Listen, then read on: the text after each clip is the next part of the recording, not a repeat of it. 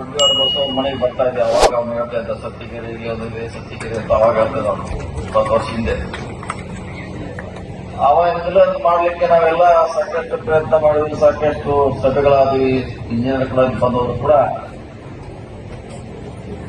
ಹಿಂದಿನ ನಮ್ಮ ಸರ್ಕಾರದಲ್ಲಿ ಇದು ಮೊದಲಾಗಬೇಕಂತ ಹಿಂದಿಗಡೆ ಇದೆಲ್ಲ ಮೊದಲಾಗಿಬಿಟ್ಟು ನಮಗೂ ಕೂಡ ಆತಂಕ ಇತ್ತು.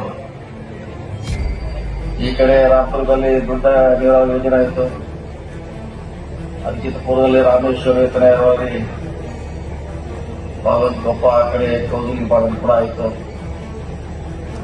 ಆಮೇಲೆ ಬಳ್ಳಾರಿ ನಾಲಾ ಯೋಜನೆ ಕೂಡ ನಿಮ್ಮ ಯರಗಟ್ಟಿ ಮೇಲ್ಭಾಗದಲ್ಲಿ ಬರುವಂತ ಯೋಜನೆ ಸುಮಾರು ಆಯಿತು. ಕೊನೆಗೆ ಬಹಳ ಅದೇ ನಿರೀಕ್ಷೆ ಇಟ್ಟಿದ್ದೀವಿ ಭಾಗದ ರೈತರಿಗೆ ಬೆಳಿಬೇಕಂತ. ಅದೇ ಅವರು ಕೊನೆಗೆ ಅವ್ರು ತಡವಾದ್ರೂ ಕೂಡ ನಮಗೆ ಅದು ವಿಶ್ವಾಸವಿದ್ದವ್ರ ಕಾಲದಲ್ಲಿ ಆಗಿರೋದು ವಿಶೇಷ. ಯಾಕಂದ್ರೆ ಅವ್ರ ಕಾಲ ಆಗಬೇಕಂತದ್ದು ಮಾಡ್ತಾ ಇತ್ತು ವರ್ಷ. ಇತಿಹಾಸದಲ್ಲಿ ಉಳಿತದೆ ಯಾವ ಕಾಲದಲ್ಲಿ ಆಯ್ತು ಹೇಗಾಯ್ತು ಅನ್ನೋದು. ವಿಶ್ವಾಸವಿದ್ದವ್ರ ಕಾಲದಲ್ಲಿ ಈ ಯೋಜನೆ ಆಗಿದೆ ಅಂತ ಇತಿಹಾಸದಲ್ಲಿ ಅದು ಒಳಗಿಸ್ಲಿಕ್ಕೆ ಆಗೋಲ್ಲ ಅಂತ ಒಂದು ಕಾರ್ಯಕ್ರಮಕ್ಕೆ ನೀವೆಲ್ಲ ಸಾಕ್ಷಿ ಆಗಿದ್ರೆ ಇದ್ರ ಬಗ್ಗೆ ನಮ್ಮ ಇಂಜಿನಿಯರ್ ಕೂಡ ಸಾಕಷ್ಟು ವಿವರ ಕೊಟ್ಟಿದ್ದಾರೆ. ವಿಶ್ವಾಸವಿದ್ದವರು ಕೂಡ ಈ ಯೋಜನೆ ಬಗ್ಗೆ ಹೇಳಿದ್ದಾರೆ. ಸುಮಾರು 11 ಗ್ರಾಮಗಳಿಗೆ 17,000 ಎಕರೆ ಜಮೀನಿಗೆ ನೀರಾವರಿ ಬಳಸುವಂತ ಒಂದು ಕಾರ್ಯಕ್ರಮ. ಸುಮಾರು 1 TMCಯನ್ನ ನಾವು ಮಳೆಗಾಲದಲ್ಲಿ ಅಕ್ಟೋಬರ್ವರೆಗೆ ಆ ನೀರನ್ನು ಎತ್ತಿ ನಿಮಗೆಲ್ಲ ಕೊಡುವಂತ ಒಂದು ಸರ್ಕಾರದ ಕನಸಿನ ಯೋಜನೆ. ಸುಮಾರು 546 ಕೋಟಿ ಯೋಜನೆದಲ್ಲಿ 7 ಭಾಗ ಇದೆ. ಈಗಾಗಲೇ 1 ಭಾಗ ಟೆಂಡರ್ ಆಗಿದೆ, ಇನ್ನೊಂದು ಭಾಗ ವರ್ಷ ಆಗಬೇಕಾಗಿದೆ. ಅದು ಇದೆ.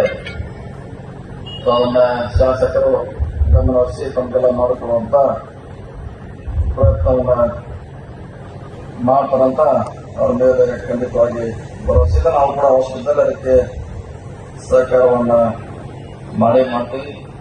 ಯೋಜನೆಗೆ ವಿಶೇಷವಾಗಿ ಮುಖ್ಯಮಂತ್ರಿಗಳಾದ ಸಿದ್ದರಾಮಯ್ಯ ಅವರ ಸಹಕಾರ, ಉಪಮುಖ್ಯಮಂತ್ರಿಗಳಾದ ಶಿವಕುಮಾರ್ ಅವರ ಸಹಕಾರದಿಂದ ಇದು ಆಗಿ ಕೂಡ ಅವರು ಕೂಡ ಇದು ಮಾಡಕ್ಕೆ ಸಹಕಾರ ಏನಾಗಿದೆ.